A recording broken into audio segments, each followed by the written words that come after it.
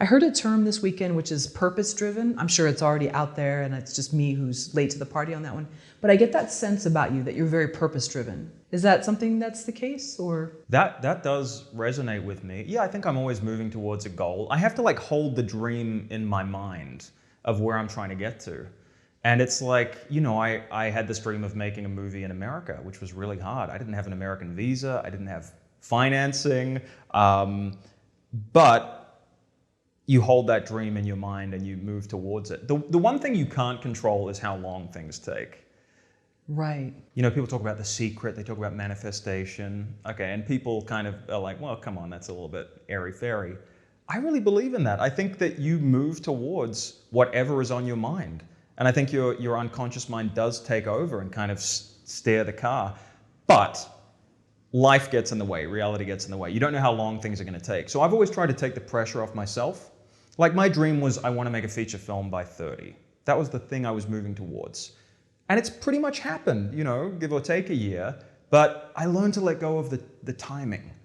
And I was just like, well, I want to make a good feature film at some point, rather than just being this achievement that looks good or something, you know, because that was like maybe a little bit thinking about status or ego, you know, when I was a teenager or early 20s when I had that goal. I've kind of learned a little bit to let go and say what will be will be. Things will take as long as they take, but just keep moving towards where you want to go. That's how I live my life.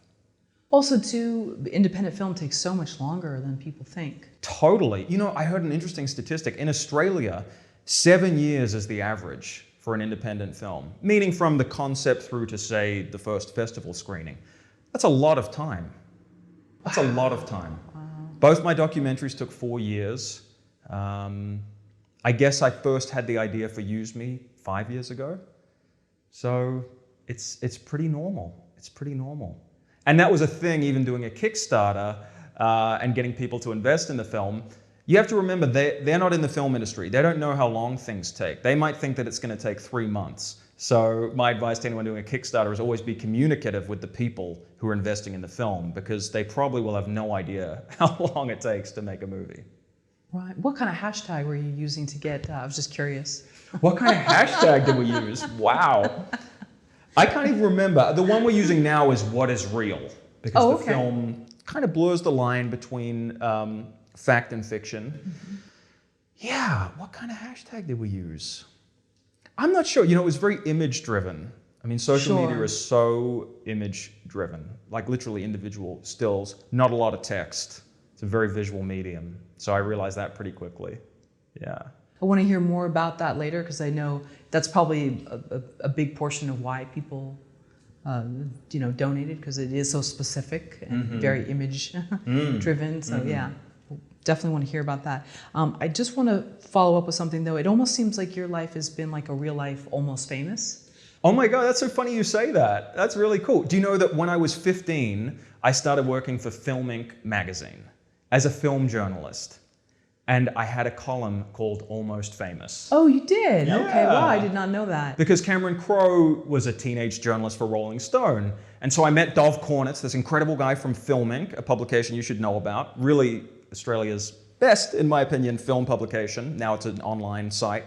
But he kind of said to me, oh, you're a bit of a Cameron Crowe. And he gave me my own column. So there you go. I was interviewing people after school. That was my job. I was 15 and I went and interviewed Anne Hathaway. How cool. In her hotel room, you know, and I'm like this pimply, testosterone-filled kid, and my voice is breaking. Hi, Anne, nice to meet you, how are you? I can't believe I got that job. Carmen Electra, Jason Biggs, and then directors, David Cronenberg, Jim Jarmusch. So that was my first film school, being a film journalist, right? Between kind of the age of 15 and 25. That was my first film school. Because I was watching all this stuff I wouldn't have normally watched, because I had to review it. Sure. So foreign films or weird, obscure documentaries, genres I wouldn't be interested in. And that was important. I think when you're starting out, you need to expand your taste and kind of watch stuff that you're not even that into, just to know what it is and what constitutes a movie. You know, it's a big spectrum, and you got to expand your mind at some point. So those were formative years writing for Film Inc. Yeah. Any juicy story you can tell, leaving out names or identifying? No, I got a funny story, and I'm sure she'd be happy for me to use her name. So again, this is when I was like 18, right? So I'm just full of testosterone. And I got to interview Carmen Electra. Wow, that's cool. So I go into her hotel suite, and she's there looking at this magazine, and I was kind of like, knocked. Hi, Carmen, I'm Julian from Filming. No response. Okay, maybe she didn't hear me. So then I go a bit closer. I'm like, hi, Carmen, I'm just here to do the interview. Still doesn't respond. I'm like, is she really rude, or does she have headphones in? No, nothing. Then I get right up to her. I'm like, hi, I'm Julian. Would you like to do this interview? And then she shows me what she was looking at. She's looking at FHM magazine, and it's like top 50 hottest women this year. Oh. And she turns it around, and it's a double-page spread, and it's her in a thong, like a G-banger with a diamond on her coccyx, and she's like sponging up this car. And she was like, I only came third in the top 50 list. What do you think of this picture? And I was genuinely speechless. I think it was a rhetorical question on her part. I think my eyes were on stalks, my 18-year-old eyes, but that was funny, that was super funny. And an interesting insight into how when you get famous, your body and your personality becomes this product and this entity. And she was kind of studying it, looking at it like, how will my audience look at it? So it was interesting. And she's actually a very intelligent person, Carmen Electra. I know she leads with sex, or certainly did a lot early in her carear, but we had a great interview, and she was awesome. Wow, that's fascinating. Yeah. So were you able to compose yourself? And I did. I took a deep breath. All right. Great shot, Carmen. Let's do the interview. Yeah. Crazy.